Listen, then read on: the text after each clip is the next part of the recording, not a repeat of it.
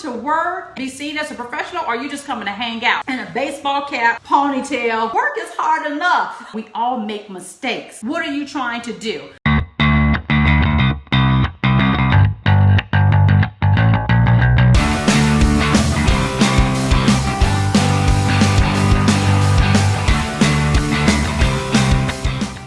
Welcome everybody to part 2 of the 12 things your boss notices about you. If you have not watched the part 1, please make sure that you watch part 1, because I did cover 3 tips from part 1.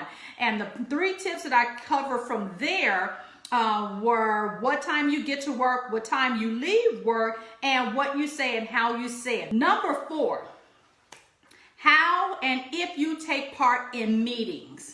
A lot of times there are meetings that go on. We attend the meetings, and what we are, more than anything, are information absorbers or information gatherers. We sit there and get the information. We hear. A lot of times get our marching orders and then walk out the door and do it. If you are being a part of, most people are part of teams, collaborations.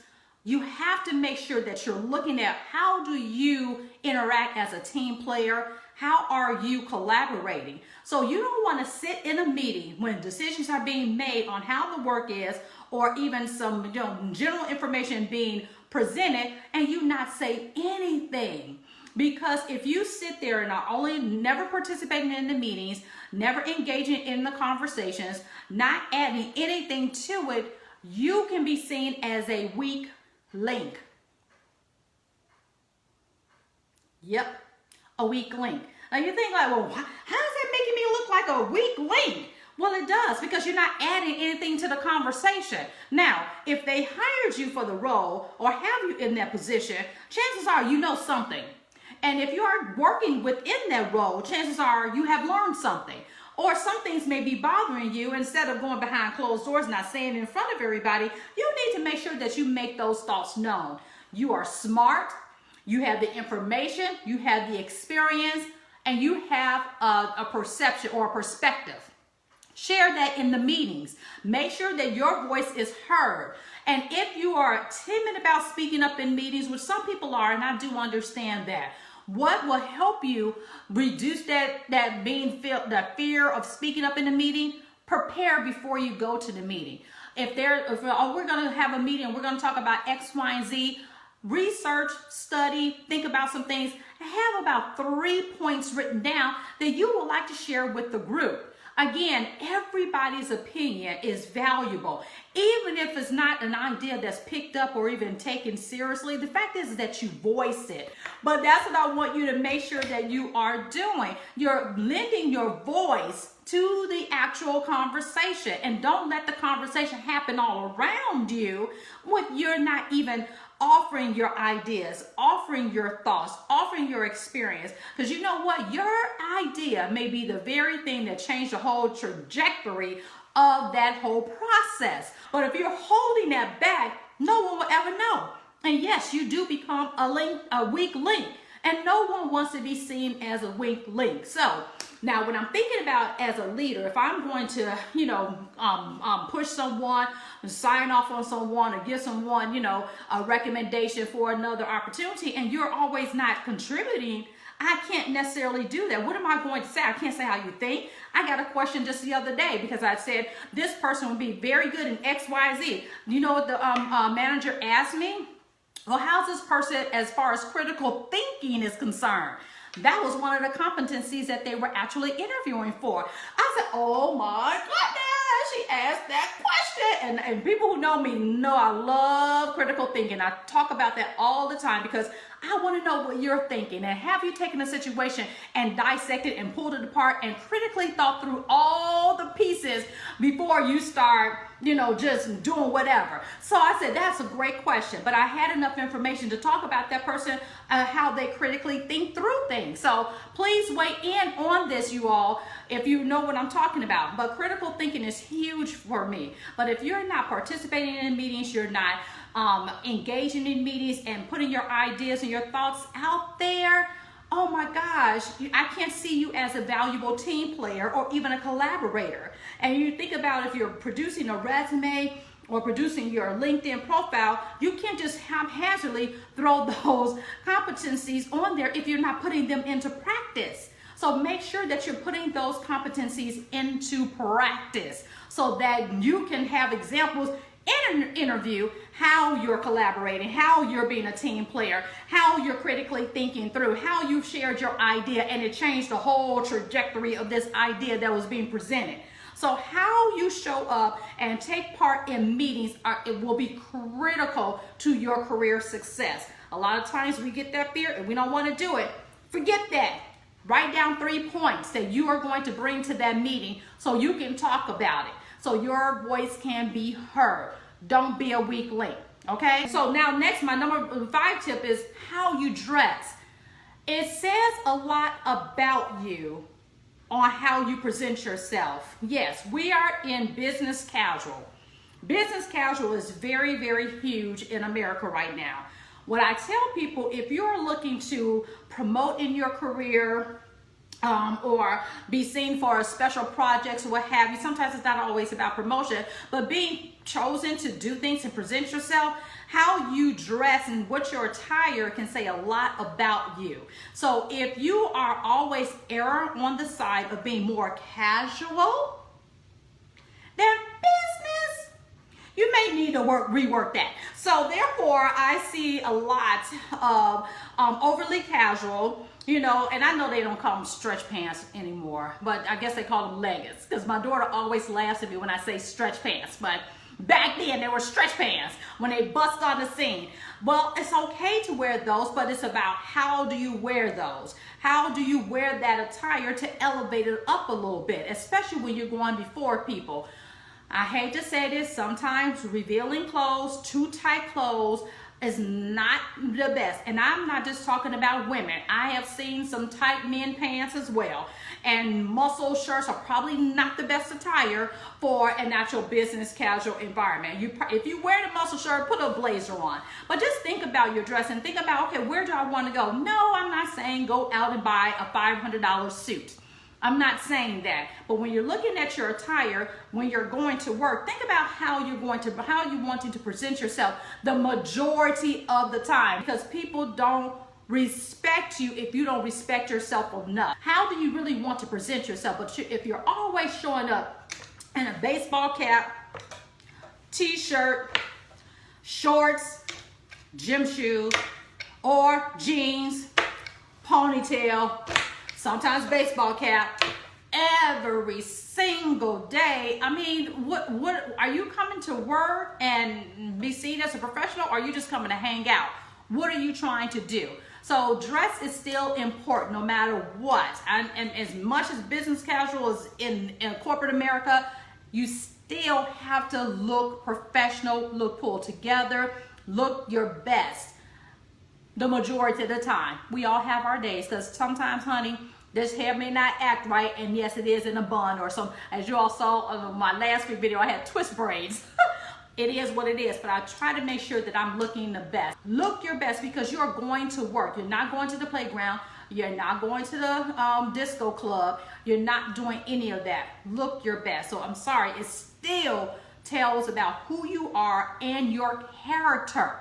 So please make sure that you're doing that. My number 6 tip, how you interact with others. So relationship building is one of the key things and key components to success. It just is. How are you relating to people? How are you interacting with people? How are you engaging with people? Sometimes we can borrow on being a little bit too comfortable and probably say some things that we should not say, and can be taken offensively because you're not quite sure. Yes, we're with each other and work for 8 hours a day. Yes, we are. However, we have to make sure that we understand that we are still co-workers, we're still peers, and we're still professionals in a professional setting. But how are you interacting with people? So when you're around people all the time, when we're spending time with people, we have to make sure that we're not careless in our interactions, because how you're snapping at someone, digging into someone's personal business too much, or whatever. Because what happens is when you're getting that comfortable with someone and start asking their personal business, or even comparing. I've seen people compare their personal lives to somebody else's personal lives. And it's like, that's not even about the job itself. Okay, we may talk, but it's not that digging and you do this and you do that. No, we become too comfortable, and then we feel we can say what we want to say to our co-workers and peers. And in this day and time, people, HR departments are very, very busy. How do you interact with people? Are you professional? Do you keep it professional? Or do you cause friction? Are you an agitator? You have some people who are just agitators and will start stuff. And it's like, no, we're not in high school. We shouldn't have to come to work to deal with that. Work is hard enough. Work is stressful enough. To have all of these other little things and these interactions going on just erodes your professionalism, erodes how your boss sees you, how they're going to promote you, how they're going to push you. All these little bitty things that just eats away. And it always has that thing in the back of your mind, like, I don't know, I would recommend, but I could recommend, And if you have someone that you can't necessarily put out there holistically because of all these little things that deteriorates their professionalism, it will not be worth it. So we want to make sure that we are staying with people, especially if you're really thinking about how you are as a professional. You want to keep your mind clear and positive. Stick around positive people who lift you up and encourage you and push you, and not erode because you're hanging around the wrong people. Sometimes when you're hanging around the wrong people, you can be associated with that person. Yes, as adults, even in the workplace. We used to hear this all the time growing up from our parents, right? Don't hang with this person, don't hang with that person, don't be with this person, don't be with this person.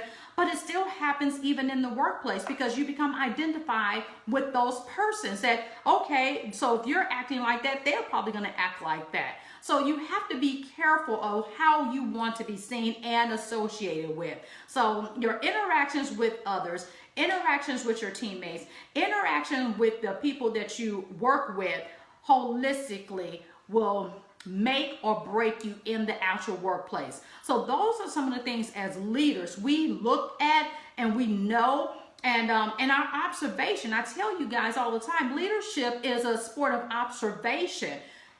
Even if your work is on par, you're doing all these other checkoff things that you're expected to do, those little bitty things just kind of creep up, and they just do. And it's unfortunate, but it's due. So you have to figure out, what do you want? Now, if you're there and you don't care, then that's fine too. But if you're on the move, you're on the way, and you want to move your career, make sure you're having yourself in check as often as you possibly can. And I say as often as you possibly can because, again, we all make mistakes. How do you correct those mistakes and turn it around for the positive? Makes you even a better person. I'm not saying you're never going to make a mistake, because we all do. But garner yourself. Make sure that you are doing the right thing. I tell my team all the time, if you are caught doing the right thing all the time, you don't ever have to worry about being on the radar. Do what's right, period. Case in point, period. Okay? But I want you to think on these things and make any adjustments that you need to make in your professional brand in the workplace. Your boss is watching and they're taking notes. And a lot of times it's not just your boss. It could be your boss's boss. And your boss's boss's boss's boss that's watching. And case in point, I had my boss tell me, oh yeah, I peeped this on this person. I didn't even have to say anything. I'm like, oh my gosh, so I was floored because it was news to me. So you never know who's watching. As they say, every day you go to work is an interview. And it is. Every single day. Whether or not you want to promote or do well in that organization or not, you should be in an interview. Practice it every single time. How are you going to present yourself?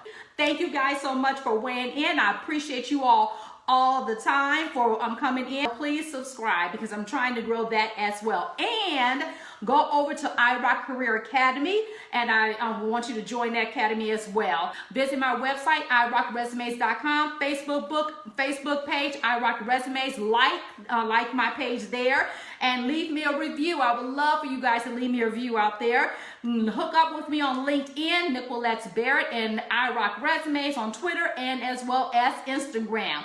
Thank you all so much. Have a wonderful evening and weekend. irock Resumes is signing